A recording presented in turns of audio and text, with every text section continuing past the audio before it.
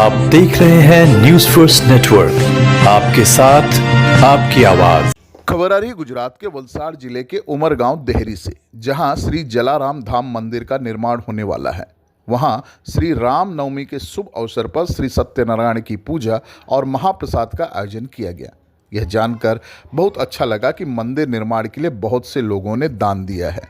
श्री जलाराम धाम मंदिर की स्थापना निश्चित रूप से क्षेत्र के लोगों के लिए एक महत्वपूर्ण धार्मिक केंद्र साबित होगा। हम मंदिर के सफल निर्माण और भविष्य में इस तरह के धार्मिक आयोजनों की कामना करते हैं।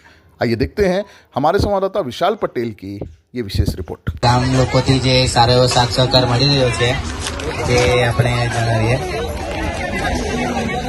નટવરલાલ ઉકળભાઈ પટેલ તરફથી ₹1100 તેમજ તેલ 10 કિલોગ્રામ આવેલ છે। મંડળ માટે મનોજભાઈ શાંતિલાલ મંડળી ગ્રામ વેંગણ તેમજ પ્રસાદ માટે 5 કિલોગ્રામ। પીવાના પાણી માટેની જે વ્યવસ્થા છે એ રિગ્નેશભાઈ ભૂપેન્દ્રભાઈ તથા ચિરગભાઈ તરફથી કરેલી છે। આરતીબેન અશોકભાઈ ભંડારી તરફથી રોકડા ₹1111 આવેલા છે, તેની ભૂખી આવેલી છે।